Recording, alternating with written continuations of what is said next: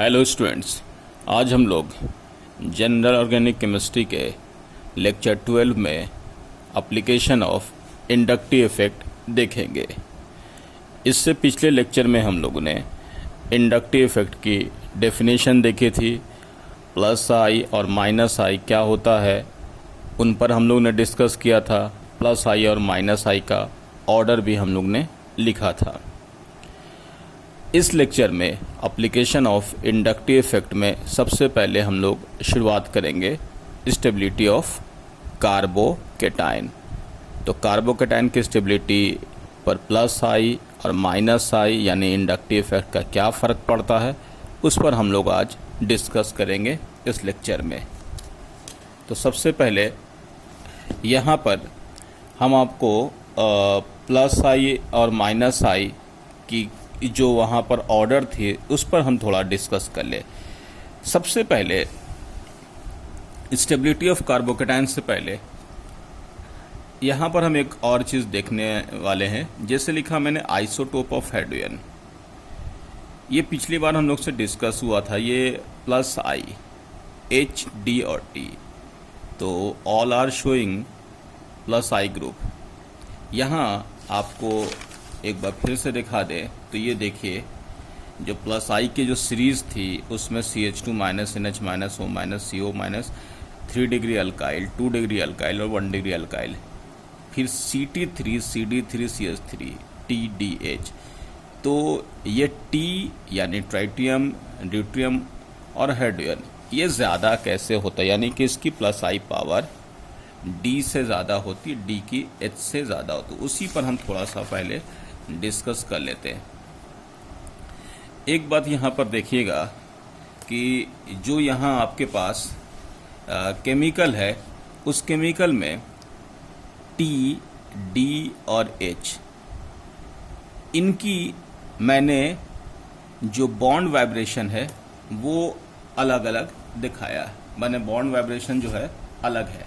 Bond vibration अलग होने का मतलब इनके अकॉर्डिंग अगर आपसे पूछा जाए कि इनमें अलग क्या है तो आपको यहाँ पर सबसे पहले दिखा दें कि जैसे जैसे मास बढ़ेगा वैसे वैसे बॉन्ड वाइब्रेशन जो है वो कम होता गया। यानी देखिए, इसकी मास ज़्यादा है तो बॉन्ड वाइब्रेशन कम है, इसकी मास थोड़ी सी इससे कम है तो बॉन्ड वाइब्रेशन ज़्यादा हो गया, और इसकी मास सबसे कम है तो बॉन्ड वाइब्रेशन सबसे ज़्यादा हो गया। तो बॉन्ड वाइब्रेशन जो है मास के बढ़ने से कम होता है। तो यहाँ हम लोग इस चीज़ों को ऐसे समझ लें कि जो बॉन्ड वाइब्रेशन है वो इसका कम है। तो बॉन्ड वाइब्रेशन कम होने की वजह से इनकी बीच की जो ओवरलैपिंग है वो बहुत अच्छी होगी। जब ओवरलैपिंग जब अच्छी होगी तो ये दोनों एटम जो है वो अच्छे से, यहाँ पर एक्सटेंट ऑफ ओवरलैपिंग अच्छी होगी तो ये दोनों थोड़े से पास में होंगे, और एक्सटेंट ऑफ ओवरलैपिंग इनकी थोड़ी ख़राब होगी। जब ख़राब होगी तो ओवरलैपिंग ख़राब होने की वजह से ये थोड़े से दूर रहेंगे। तो उस केस में यहाँ पर जितने पास होंगे उस केस के अकॉर्डिंग यहाँ पर आप कह सकते हैं कि इस तरफ ये इलेक्ट्रॉन डोनेशन ज़्यादा अच्छे से करेंगे। यानी कि जितना पास होगा, यानी डिस्टेंस वाइज जितना पास होगा उतना अच्छा प्लस आई शो करेगा। इस हिसाब से प्लस आई जो है T की ज़्यादा होगी, D की कम और H की सबसे कम। एक और बहुत कॉमन एग्जाम्पल आता है, इसी से रिलेटेड है, बहुत जगह पर ऑर्गेनिक रिएक्शन मिलेगा, CD और CH बॉन्ड एनर्जी। ये बहुत जगह पर लिखा होता है कि किसकी बॉन्ड एनर्जी ज़्यादा होगी। तो अभी मैंने आपको कहा ना कि इनकी जो है बॉन्ड वाइब्रेशन जो है इसकी कम होगी क्योंकि हेवी है, और इसकी बॉन्ड वाइब्रेशन थोड़ी ज़्यादा होगी क्योंकि ये हल्का है। तो उस केस में जब बॉन्ड वाइब्रेशन जो है यहाँ पर कम होगा तो एक्सटेंट ऑफ ओवरलैपिंग अच्छी होगी। एक्सटेंट ऑफ ओवरलैपिंग किसी भी बॉन्ड के स्ट्रेंथ को डिसाइड करता है, यानी कि इसकी बॉन्ड स्ट्रेंथ ज़्यादा अच्छी होगी तो बॉन्ड एनर्जी इसकी ज़्यादा होगी। तो आपके लिए एक बहुत सिंपल लॉजिक ये होगा कि यहाँ पर अगर आपसे कोई पूछे कि ये इसका बॉन्ड मजबूत क्यों होता है, बॉन्ड एनर्जी ज़्यादा क्यों होता है, तो आप एक एक्सप्लेनेशन देंगे कि ड्यूटेरियम जो है वो हेवियर है और उसकी लेस वाइब्रेशनल कॉफिशिएंट, यानी कि इसकी वाइब्रेशनल कॉफिशिएंट जो है वो कम है, तो एक्सटेंट ऑफ ओवरलैपिंग इसकी ज़्यादा होगी। और जब एक्सटेंट ऑफ ओवरलैपिंग ज़्यादा होगी तो बॉन्ड जो होगा CD bond it is stronger than CH bond. तो यहाँ पर आपको इतनी बात समझनी होगी कि हेवियर आइसोटोप का प्लस I ज़्यादा है, यानी T greater than D and H, और उसी में अगर ये कॉमन लेकर के C T3 D3 और H, यानी जितना ज़्यादा हेवियर होगा उतना ज़्यादा प्लस I ज़्यादा होगा। तो CT3 ज़्यादा, फिर CD3, फिर CH3। उसी फॉर्म को अगर मैंने देखिए यहाँ पर लिखा T3 है, CT3, अब यहाँ पर T कम कर दिया, T जब कम कर दिया उसके यहाँ पे एक D ले लिया, फिर यहाँ पर एक और T कम कर दिया, 2 D ले लिया, फिर एक और T कम कर 3 D ले लिया। उसके बाद अब D भी कम करते जा रहे, 3 D पर 2 D और 1 H, फिर आपके पास 1 D और 2 H, और फिर यहाँ पर 3। तो इस हिसाब से आप ध्यान दें, तो जैसे जैसे हेवियर आइसोटोप का नंबर कम होता जा रहा वैसे वैसे प्लस I इफेक्ट कम होता जा रहा है, यानी हेवियर आइसोटोप यहाँ पर इसका प्लस I सबसे ज़्यादा और सबसे कमज़ोर प्लस I इनमें CH3 का है, जो कि ऑर्डर आपको यहाँ पर उसी फॉर्मेट में दिखाया गया था। अगर आप ध्यान दें, देखिए CT3 CD3 CH3, यानी कि सब कुछ कॉमन होगा तो आपको यहाँ पर T को पहले प्रेफर करना होगा, फिर D को, फिर H को। तो ये आपके पास ऑर्डर हो गया हेवियर आइसोटोप का, यहाँ कंप्लीट। अब नेक्स्ट में आते हैं कुछ माइनस I के ऑर्डर पर। माइनस I के ऑर्डर में यहाँ आपको कुछ केमिकल्स का मैंने यहाँ पर एग्जाम्पल लेकर के माइनस I की, तो वैसे तो आपने एक पूरी की पूरी सीरीज लिखी हुई है जो कि यहाँ पर है। ये माइनस I जैसा आपको मालूम है कि इनमें से कोई भी ग्रुप अगर किसी कार्बन के साथ अटैच कर देते हैं तो इलेक्ट्रॉन खींचने की पावर, माइनस I मतलब इलेक्ट्रॉन खींचना, है ना। तो ये इलेक्ट्रॉन सबसे ज़्यादा खींचेंगे और ये उससे कम, और ऐसे करके पूरा एक सीरीज बना हुआ है। हाइड्रोजन यहाँ पर रेफरेंस है, ध्यान रखिएगा, प्लस I और माइनस I को हाइड्रोजन के रेफरेंस में ले करके उनकी जो है वहाँ पर स्ट्रेंथ को डिफाइन किया जाता है कि हाइड्रोजन को आप रेफरेंस ले करके 0 मान करके आप उनकी प्लस I और माइनस I को दिखाते हैं। तो उनमें से आपके लिए सबसे पहला एग्जाम्पल है फर्स्ट में FCl और I। तो आपके लिए मालूम है कि इसमें माइनस I किसका ज़्यादा होगा, तो इलेक्ट्रोनिगेटिविटी के अकॉर्डिंग FCl और I, यानी इलेक्ट्रोनिगेटिविटी ज़्यादा है तो उसकी माइनस I क्या होगी, ज़्यादा हो जाएगी। तो यहाँ पर आपके लिए सबसे पहला एग्जाम्पल हो गया फर्स्ट वाला। सेकंड वाले में भी FOH और ये, यानी इन तीनों में भी कहा जाए तो यहाँ पर भी हम इलेक्ट्रोनिगेटिविटी लगा दिया।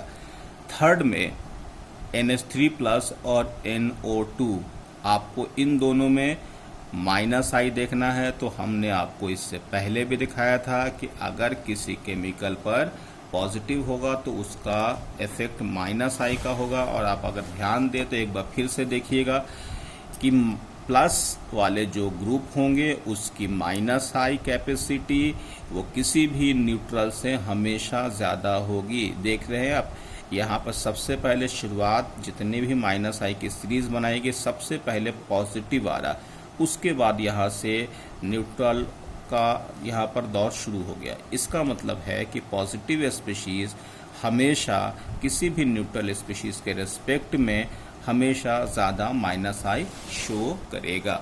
तो इस केस में NH3 जो होगा वो NO2 से ज़्यादा होगा। N के साथ यहाँ पर 3 फ्लोरीन है, तो आपको मालूम है कि 3 फ्लोरीन के होने का क्या मतलब हो सकता है। आप यहाँ पर ऐसे कर सकते हैं, ये फ्लोरीन है, फ्लोरीन केमिकल ये पॉजिटिव है, ये इलेक्ट्रॉन खींचेगा, तो यहाँ पर जो भी यहाँ कार्बन से अटैच होगा वो बहुत ज़्यादा पॉजिटिव आ जाएगा, तो इलेक्ट्रॉन खींचने की पावर बढ़ जाएगी। तो यहाँ पर इलेक्ट्रॉन खींचने की पावर की वजह से इसकी -I बहुत ज़्यादा हो जाएगी। इसके बाद यहाँ पर कंपेयर किया है इन 3 केमिकल को। अब देखिए इनमें क्या है। ऑक्सीजन कार्बन में oxygen it is more electronegative than carbon, तो यहाँ पर डेल्टा माइनस बनेगा, तो इस वाले में क्या होगा, डेल्टा प्लस हो जाएगा।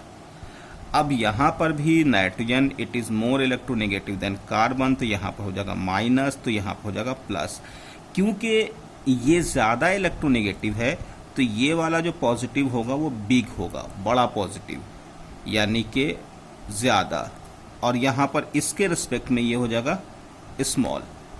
तो जब ये ग्रुप किसी जगह पर अटैच होगा तो जितना ज़्यादा पॉजिटिव होगा तो उतना ज़्यादा वो डेफिशिएंट पोजीशन होगा, तो उस केस में उतना ज़्यादा इलेक्ट्रॉन जो है कार्बन के चेन पर, अगर यहाँ पर ऐसे समझ लो कि अगर ये कार्बन का चेन है, यहाँ पर कोई कार्बन का चेन है, तो यहाँ पर डेल्टा पॉजिटिव अगर ज़्यादा है, मैक्सिमम है, मैक्सिमम लिख दो, जब ये मैक्सिमम है तो वो इलेक्ट्रॉन को ज़्यादा इधर खींचेगा ना, और यहाँ पर उसके रिस्पेक्ट में जो N है डबल बॉन्ड, ये यहाँ पर इसके रिस्पेक्ट में भी डेल्टा पॉजिटिव है, ये इसके रिस्पेक्ट में कम है, तो कम होगा तो इसका पावर क्या होगा, -I का कम हो जाएगा। तो वो इस चीज़ों को यहाँ पर वही दिखा है, तो ये और ये हो गया।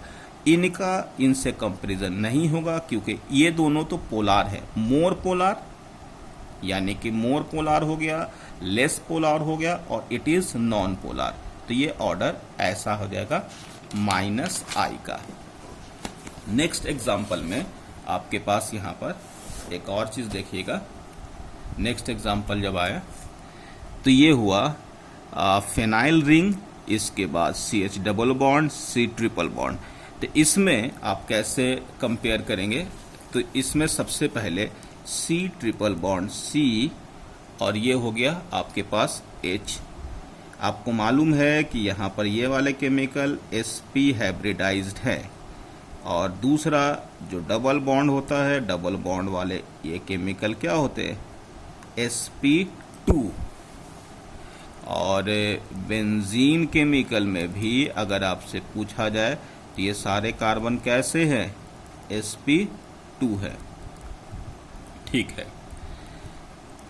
अगर हम लोग को याद होगा तो sp की इलेक्ट्रोनेगेटिविटी sp की ग्रेटर देन sp2 और sp2 की sp3, ये है इलेक्ट्रोनेगेटिविटी का ऑर्डर, ठीक है।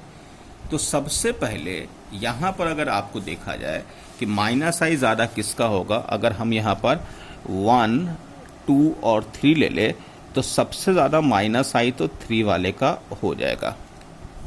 यहाँ सबसे ज़्यादा -I किसका होगा, 1, 2, 3 में 3 का। क्यों होगा, क्योंकि sp है। अब इन दोनों में बताओ, ये भी sp2 और ये भी sp2, जब दोनों sp2 है तो किसका ज़्यादा होगा, तो जब सेम टाइप के कार्बन होंगे तो नंबर ऑफ कार्बन बढ़ेगा, तो वहाँ पर -I बढ़ जाएगा। वो हमने +I में भी लगाया था, हम आपको एक बार फिर से दिखाते हैं उस एग्जाम्पल को। वो एग्जाम्पल आपको ये है, देखिएगा। जब सेम टाइप के कार्बन थे तो देखिए कार्बन यहाँ पर 2 था, इसके बाद 3, फिर 4, तो यहाँ पर देखिए +I बढ़ रहा था ना, उसी तरीके से वहाँ पर भी है कि जब फिनाइल वाले केमिकल में यहाँ पर इन दोनों के केस में CH2 डबल बॉन्ड CH और यहाँ फिनाइल रिंग, यानी कि अल्कीन वाला जो केमिकल है उसकी जो -I है वो इसके रेस्पेक्ट में कम होगा। तो आपके पास ऑर्डर क्या होगा, सबसे ज़्यादा ये हो गया, उसके बाद फिर क्या लिखोगे 1 और फिर उसके बाद 2। फिर से बता दें कैसे मैंने किया। इस वाले को sp हाइब्रिडाइज की इलेक्ट्रोनेगेटिविटी ज़्यादा होती है, इस वजह से इनको नंबर 1 पर ले लिया। इन दोनों में जब दोनों में sp2 है तो उस केस में हम लोग के पास नंबर ऑफ कार्बन बढ़ेगा, तो वहाँ पर नंबर ऑफ कार्बन यानी कि सेम हाइब्रिडाइजेशन वाले में जब नंबर ऑफ कार्बन बढ़ेगा तो उस केस में माइनस आई इसका ज़्यादा होगा, यानी कि माइनस आई इसका पहले, फिर इसका, फिर इसका। इसी ऑर्डर को जो हम लोगों ने लिखा था वो देखिए यहाँ पर है देखिए, सबसे पहले सी ट्रिपल बॉन्ड सी, फिर देखिए फिनाइल रिंग है, फिर इसके बाद अल्कीन है। ये ऑर्डर हम लोग ने पहले लिखा हुआ है। इसके बाद देखिए OR और OH। OR और OH में अगर आपसे पूछा जाए कि इसमें ज़्यादा किसका होगा, तो ये देखिए O और यहाँ पर R, O और H, ये कोई चेन यहाँ पर कार्बन की लगी हुई है, ये भी यहाँ पर कार्बन की चेन लगी हुई है, ऐसे करके।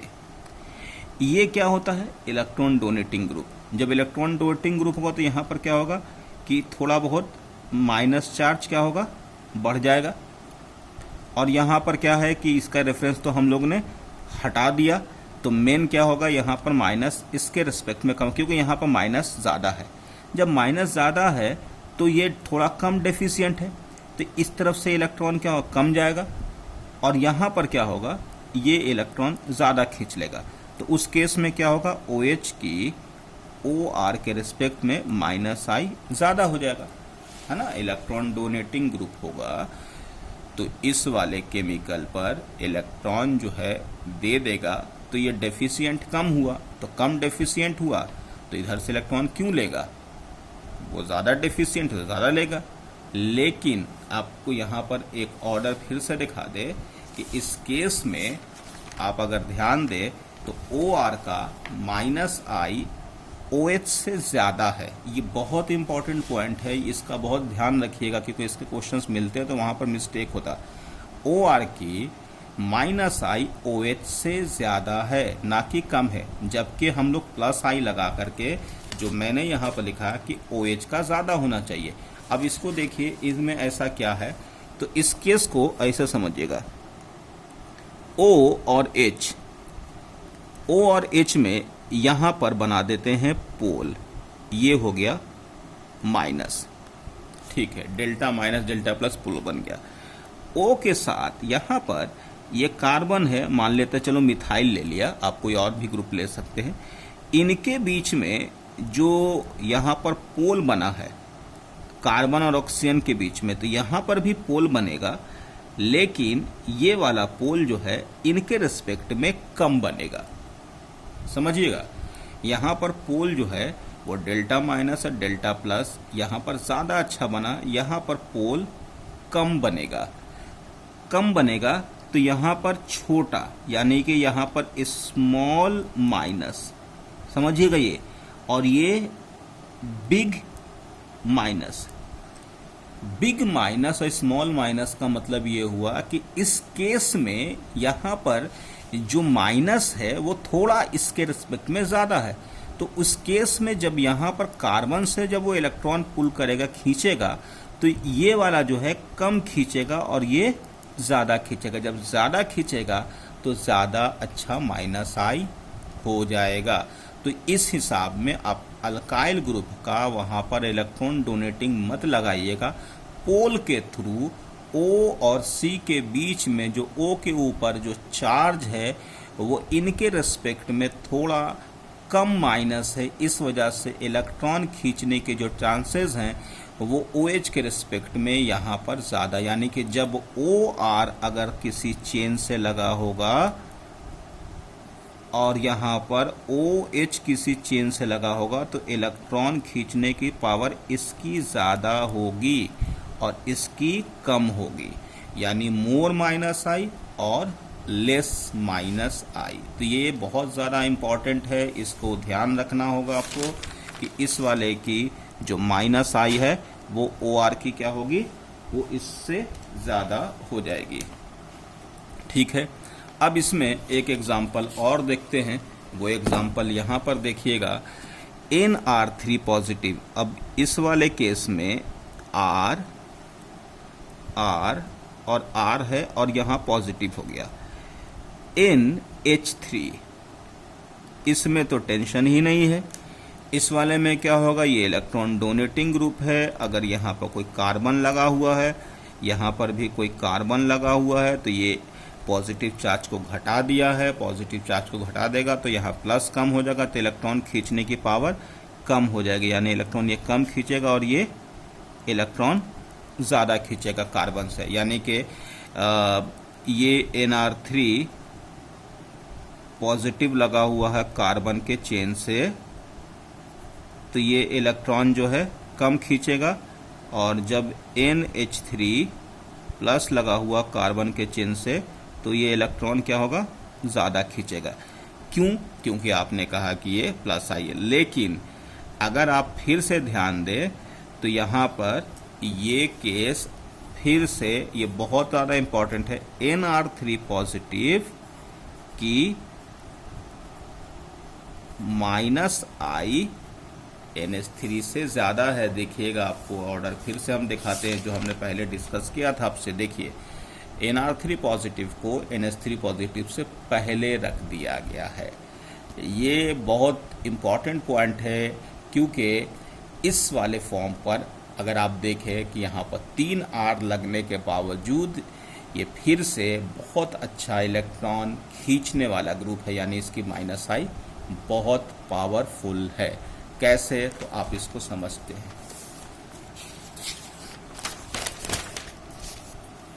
देखिएगा, ये N है और यहाँ आपके पास R, ये R हो गया, ये पॉजिटिव हो गया, यहाँ पर कुछ चेन लगा हुआ, और दूसरा वाला ग्रुप तो ठीक ही है, N, H, H और H, ये पॉजिटिव।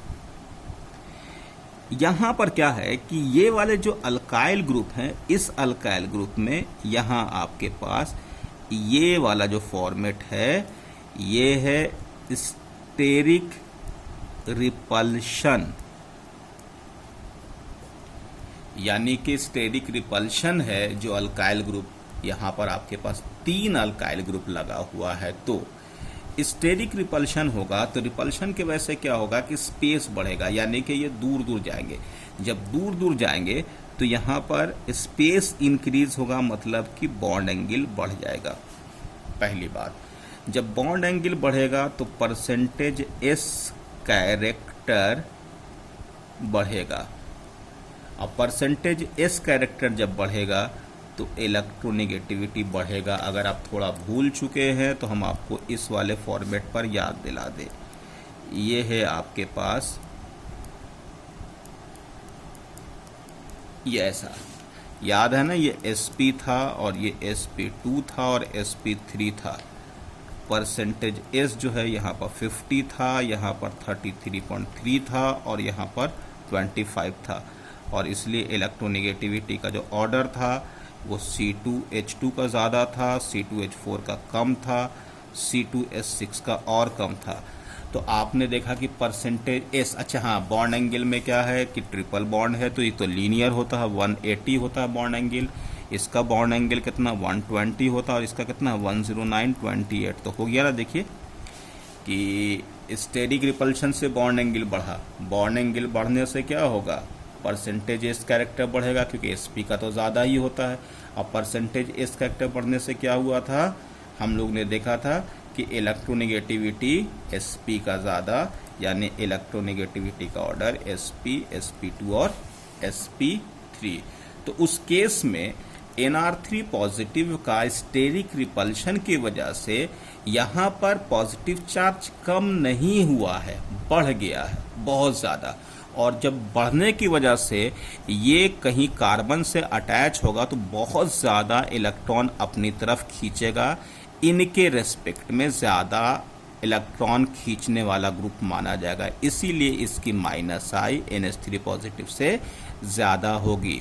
फिर से आपको बता दें, स्टेरिक रिपल्शन हुआ है अल्काइल ग्रुप के बीच में, जिस वजह से बॉन्ड एंगल बढ़ा है। बॉन्ड एंगल बढ़ने से आपको मालूम है कि बॉन्ड एंगल जब बढ़ता है तो परसेंटेज S कैरेक्टर क्या होता है, बढ़ जाता है, और S कैरेक्टर से इलेक्ट्रोनेगेटिविटी बढ़ती है।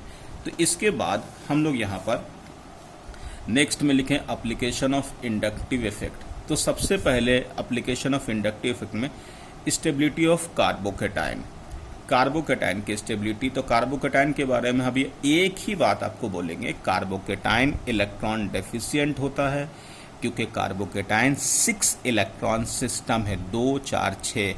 तो इलेक्ट्रॉन डेफिशिएंट है कार्बोकेटायन, तो उस कार्बोकेटायन की स्टेबिलिटी बढ़ाने के लिए आपको ऐसे केमिकल लगाने होंगे जो इनको इलेक्ट्रॉन दे सके। यानी इलेक्ट्रॉन देने वाला ग्रुप अगर कार्बोकेटायन के पास लगा हुआ होगा तो वो कार्बोकेटायन की स्टेबिलिटी बढ़ा देगा, और ऐसे ग्रुप लगा दो जो इलेक्ट्रॉन इनके पास जितने हैं, यानी जैसे वो डेफिशिएंट है और उसको डेफिशिएंट कर दे तो पहले से कहीं और अनस्टेबल हो जाएंगे। तो हम लोग यहाँ पर इनको ऐसे समझ लें कि सबसे पहले अगर मैंने कहा कि यहाँ पर आपके पास ये है कार्बोकेटायन, पॉजिटिव आ गया, यहाँ पर कोई ग्रुप अटैच है। ग्रुप में आप बोलोगे कौन सा ग्रुप, तो एक तो ग्रुप है इलेक्ट्रॉन देने वाला, electron donating group. Electron donating group electron देगा। इलेक्ट्रॉन डोनेटिंग ग्रुप को हम लोग क्या कहते हैं, प्लस आई। तो जब प्लस आई होगा तो इलेक्ट्रॉन देगा, तो इसकी डेफिशिएंसी क्या होगी, कम हो जाएगी ना इलेक्ट्रॉन की। यानी पहले जितनी भी डेफिशिएंट था अब जो है उसके डेफिशिएंसी घट जाएगा, मतलब उसको इलेक्ट्रॉन मिल जाएगा तो स्टेबिलिटी बढ़ेगा। तो इलेक्ट्रॉन देने वाले ग्रुप से कार्बोकेटायन की जो डेफिशिएंसी है वो कम होगी, उस वजह से यहाँ पर दूसरा ग्रुप, तो इलेक्ट्रॉन डोनेटिंग ग्रुप, इसकी स्टेबिलिटी को बढ़ाएगा। जब दूसरा ग्रुप लगा हुआ है पॉजिटिव, यानी कि इलेक्ट्रॉन विड्रॉइंग ग्रुप, ऐसे केमिकल जो इसमें से जो भी इलेक्ट्रॉन है वो इनको और खींच लेंगे। तो पहले ही डेफिशिएंट था और ज़्यादा डेफिशिएंट होगा, यानी स्टेबिलिटी पहले से कम हो जाएगी। एक बहुत इंपॉर्टेंट बात हम आपको एक लाइन में बता दें, फिर आगे उसी का एप्लीकेशन है। इलेक्ट्रॉन डोनेटिंग ग्रुप से क्या हो रहा है कि इसकी स्टेबिलिटी बढ़ रही है, और चार्ज के बारे में बताओ क्या होगा कि जैसे इलेक्ट्रॉन इस तरफ जाएगा तो पॉजिटिव चार्ज घटेगा ना, पॉजिटिव चार्ज डिक्रीज कर जाएगा। तो इलेक्ट्रॉन डोनेटिंग ग्रुप यहाँ पर इलेक्ट्रॉन देने के बाद पॉजिटिव चार्ज यहाँ पर कम करता है। तो चार्ज के कम होने से, ध्यान रखिएगा, एक पॉइंट आपको बता दें कि चार्ज के कम होने से स्टेबिलिटी बढ़ती है। यानी चार्ज घटाओ और स्टेबिलिटी बढ़ाओ, चाहे पॉजिटिव हो चाहे वो निगेटिव हो, तो चार्ज कम होगा तो स्टेबिलिटी बढ़ जाएगा। तो उस केस में यहाँ पर ये देखिएगा कि जब वो इलेक्ट्रॉन विड्रॉइंग ग्रुप लगा हुआ होगा, जब इलेक्ट्रॉन इस तरफ खींच रहा होगा तो डेफिशिएंसी और बढ़ जाएगा, यानी कि पहले जितना प्लस था और ज़्यादा प्लस बढ़ेगा। तो जितना ज़्यादा चार्ज बढ़ेगा उतनी स्टेबिलिटी और कम हो जाएगी। तो उस केस में आपको यहाँ पर एक पॉइंट नोट करना पड़ेगा कि जब कार्बोकेटायन की स्टेबिलिटी देखी जाएगी तो कार्बोकेटायन की स्टेबिलिटी में अगर कार्बोकेटायन के साथ इलेक्ट्रॉन डोनेटिंग ग्रुप लगा हुआ है तो समझ लो कि वो कार्बोकेटायन की स्टेबिलिटी बढ़ाएगा, और अगर उसके साथ इलेक्ट्रॉन विड्रॉइंग ग्रुप लगा हुआ है तो समझ लो कि कार्बोकेटायन की स्टेबिलिटी घटाएगा। यानी कि एक ही पॉइंट आपके दिमाग में होना चाहिए कि कार्बोकेटायन की स्टेबिलिटी प्लस आई ग्रुप के बढ़ने से स्टेबिलिटी बढ़ती है और माइनस आई के बढ़ने से स्टेबिलिटी कम होती। तो उसी को हमने यहाँ पर लिखा है, in presence of plus I group stability of carbocation increases, यानी इंक्रीज कर जाएगा, और in presence of minus I group stability of carbocation decrease. तो यहाँ पर आपको मालूम है कि जब कोई भी कार्बोकेटायन से प्लस आई ग्रुप लगा देंगे तो स्टेबिलिटी ऑफ कार्बोकेटायन बढ़ेगा। अब यहाँ एक चीज़ लिखा है इलेक्ट्रॉन डोनेटिंग ग्रुप, जो कि यहाँ पर लगा दिया है कि स्टेबिलिटी इंक्रीज है। देखिए चार्ज को कम किया गया, इस पर थोड़ा ध्यान दीजिएगा। मैंने अभी थोड़ी देर पहले आपसे कहा भी है कि चार्ज कम होगा तो ऑलरेडी स्टेबिलिटी बढ़ेगा। यहाँ पर भी वही देखिएगा, स्टेबिलिटी यहाँ पर देखिए कम हो गया तो ऑटोमेटिक चार्ज बढ़ेगा। तो चार्ज को घटाने वाले ग्रुप लगा करके कार्बोकेटायन की स्टेबिलिटी बढ़ाई जाती है। यहाँ पर सबसे पहले हम शुरुआत कर रहे हैं। पहला क्वेश्चन है जिसमें इस कार्बन से 1, 2, 3 कार्बन हम लोग लगा रहे हैं, और जैसा आपको मालूम है कि प्लस वाला ग्रुप अगर यहाँ पर लगा हुआ है तो इसके अकॉर्डिंग यहाँ आपको इसकी कार्बोकेटायन की स्टेबिलिटी, तो ये CH3 CH3 CH3 CH3 CH3H plus CH3HH और यहाँ HH प्लस। अब आपको इसमें क्या करना होगा कि इसमें आपको एक रेफरेंस पॉइंट ध्यान रखना होगा। ये देखिए, इसका ये रेफरेंस पॉइंट है, ये इसका रेफरेंस पॉइंट है, ये वाला इसका रेफरेंस पॉइंट है और ये इसका रेफरेंस पॉइंट है। रेफरेंस पॉइंट में ये मिथाइल ग्रुप जो लगा हुआ है, ये मिथाइल ग्रुप का क्या काम है? तो मिथाइल ग्रुप जो लगा हुआ है, ये मिथाइल ग्रुप, तो मिथाइल ग्रुप तो इलेक्ट्रॉन डोनेटिंग ग्रुप है ना। तो देखो इलेक्ट्रॉन डोनेटिंग ग्रुप कितने हैं? 3 है।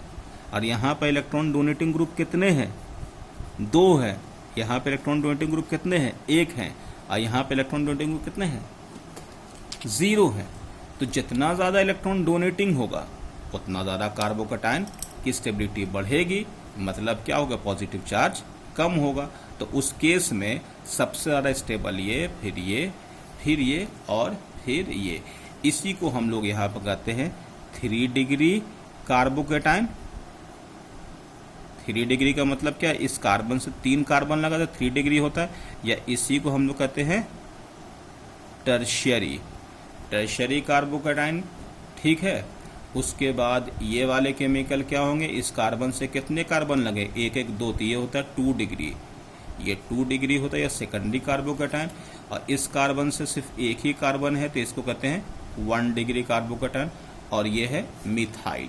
तो आपके लिए यहाँ पर ऑर्डर क्या हो जाएगा? ऑर्डर ये ऐसा हो जाएगा 3 डिग्री, 2 डिग्री, 1 डिग्री और फिर मिथाइल कार्बोकैटायन। यानी कि ऑर्डर आपको एकदम से ध्यान रखिएगा। 3। अब यहाँ से देखिएगा, इस वाले कार्बन से एक ही कार्बन अटैच है तो ये हो गया 1 डिग्री। इस वाले कार्बन से एक ये कार्बन 2 है तो ये वाला कार्बन कौन सा हो गया? ये 2 डिग्री हो गया। और इससे 1 2 और 3 तो ये 3 डिग्री। तो स्टेबिलिटी का ऑर्डर तो आपको मालूम है, 3 डिग्री कार्बोकैटायन, 2 डिग्री और 1 डिग्री स्टेबिलिटी। इसके बाद यहाँ आपको मालूम है D है तो इसकी तो प्लस आई ज़्यादा है, इसकी प्लस आई कम है, तो ऑर्डर ये हो जाएगा। इसके बाद नेक्स्ट में जो रेफरेंस है आपके पास, ये देखो CH2 प्लस, इसको रेफरेंस मान लो। ये आपके पास रेफरेंस पॉइंट है। ये देखिए सबके पास, यहाँ सब में जो है मैंने रेफरेंस ले लिया और ये हो गया रेफरेंस पॉइंट। इस रेफरेंस के बाद यहाँ पर मिथाइल है। यहाँ पर मिथाइल है, 2 मिथाइल है, ये सबकी प्लस आई है। लेकिन CD3 के प्लस आई इनसे ज़्यादा है, तो एक CD3 यानी कि ज़्यादा अच्छा प्लस आई। इसमें 2 CD3 यानी कि इनसे भी अच्छा प्लस आई। यहाँ पर 3 CD यानी इससे भी अच्छा प्लस आई। तो प्लस आई जितना बढ़ेगा तो स्टेबिलिटी ऑफ कार्बोकैटायन बढ़ेगा। तो उस केस में क्या हो जाएगा? सबसे पहले D, फिर उसके बाद कौन सा होगा? C, फिर उसके बाद B, फिर A। ये हो गया स्टेबिलिटी का ऑर्डर। अब इसके बाद नेक्स्ट में आइएगा, CH2 प्लस, यहाँ पर sp2, यहाँ पर sp और यहाँ पर आपके पास बेंजीन। इनको आप अगर ऑर्डर में लें तो आप कैसे इसको समझाएंगे वो आप देखिएगा। ये 3 है। A वाले केमिकल में CH3, CH2 प्लस। A वाले केमिकल में ये तो इलेक्ट्रॉन डोनेटिंग ग्रुप है और ये sp3 है। ठीक है। तो इसका प्लस आई सबसे ज़्यादा होगा, मोर प्लस आई। इस वाले केमिकल का प्लस आई होगा। ठीक है, यहाँ पर क्लियर हो गया। अब बाकी जो 3 है, ये sp2, ये वाले sp और ये वाले आपके पास sp।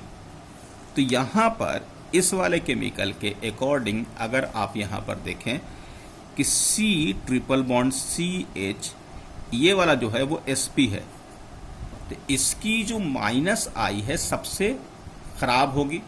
माइनस आई जो है इसका सबसे ज़्यादा होगा। तो माइनस आई के बढ़ने से क्या स्टेबिलिटी ऑफ कार्बोकैटायन कम होता है ना। तो सबसे पहले ये हो गया और सबसे लास्ट में कौन सा हो जाएगा? C हो गया। ये हो गया। और अभी हम लोग ने देखा था कि कार्बोकैटायन के अकॉर्डिंग इस वाले केमिकल में यहाँ आपके पास ये CH2 है, sp2 है और ये भी sp2 है, लेकिन आप यहाँ पर देख रहे हैं कि आपके पास यहाँ पर sp2 कार्बन ज़्यादा है, तो ये वाला जो स्टेबिलिटी होगा वो इनके रेस्पेक्ट में ये वाला जो है कम होगा। तो सबसे ज़्यादा स्टेबल कौन हो गया? कार्बोकैटायन A, ठीक है, A होगा। A के बाद कौन सा लोगे? A के बाद B लोगे क्योंकि sp2 है, फिर उसके बाद D लोगे और सबसे लास्ट में C हो जाएगा। तो A यहाँ पर हम लोग क्या लिखेंगे? A फर्स्ट हो गया, उसके बाद बताओ कौन सा लोगे? B, उसके बाद D और उसके बाद C। तो ये हो गया ऑर्डर आपके पास प्लस I का। अब इसके बाद नेक्स्ट क्वेश्चन है क्वेश्चन नंबर 6 में। इसमें बताइए क्या होगा। ये आपके पास सिंपल है, एकदम सोच करके बताइएगा कि इसमें ये चेन है A, B और C लगा दिया। देखिएगा इसके जस्ट पास वाले यानी कि नंबर 1 कार्बन पर NO2 है, यहाँ पर NO2 थोड़ी दूरी पर है और यहाँ पर NO2 और दूरी पर है। ये तो क्लियर है ना कि ये सारे केमिकल जो हैं जो यहाँ पर हैं ये माइनस आई है, माइनस आई है, माइनस आई। अब माइनस आई क्या करता है? माइनस आई बताओ, minus I stability of carbocation कम करता है। तो जितना माइनस आई दूर होगा उतना ज़्यादा स्टेबल होगा। तो ये तो बहुत पास में है, यानी कि बहुत ज़्यादा इलेक्ट्रॉन खींचेगा तो बहुत ज़्यादा पॉजिटिव क्रिएट कर देगा। तो सबसे अनस्टेबल ये हुआ, उससे थोड़ा सा ज़्यादा स्टेबल ये हुआ, सबसे ज़्यादा स्टेबल ये हुआ। तो माइनस आई के अकॉर्डिंग सबसे ज़्यादा स्टेबल कार्बोकैटायन C होगा क्योंकि वो डिस्टेंस के थ्रू दूर है C। उसके बाद फिर लोगे B और उसके बाद कौन सा हो गया? A हो गया। यहाँ उसके बाद नेक्स्ट में अब F और NO2 लगा हुआ। ध्यान दीजिएगा, यहाँ पर बहुत अच्छा क्वेश्चन है कि यहाँ पर जो है फर्स्ट कार्बन पर फ्लोरीन है और यहाँ सेकंड कार्बन पर NO2 है। अब इन दोनों में माइनस आई किसका ज़्यादा है? तो आप बोलेंगे कि माइनस आई ज़्यादा किसका है? तो यहाँ आपके पास माइनस आई तो NO2 का ज़्यादा है, लेकिन यहाँ पर डिस्टेंस मैटर करेगा, यानी कि डिस्टेंस के अकॉर्डिंग क्वेश्चन नंबर, हाँ ठीक है, डिस्टेंस यहाँ पर मैटर करेगा। तो आप इसको कैसे देखेंगे?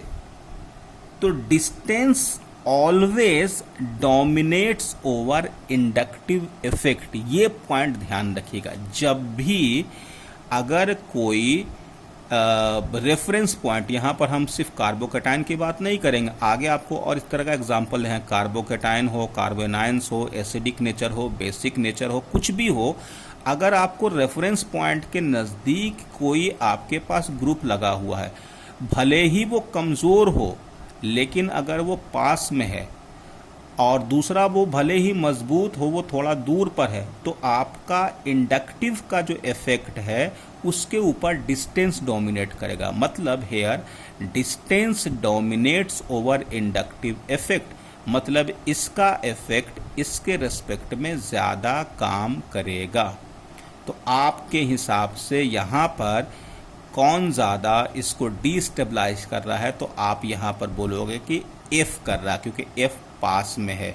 कौन ज़्यादा स्टेबलाइज कर रहा है? तो आप यहाँ पर B को A से ज़्यादा स्टेबल बता दोगे।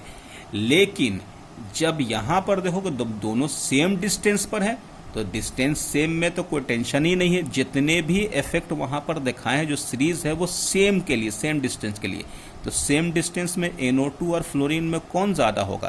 तो इसकी माइनस आई फ्लोरीन से कहीं ज़्यादा है, तो इसकी माइनस आई ज़्यादा है, तो ये इसको ज़्यादा डिस्टेबलाइज कर रहा है। तो इस वजह से यहाँ पर A ग्रेटर देन B हो जाएगा। तो आपने यहाँ पर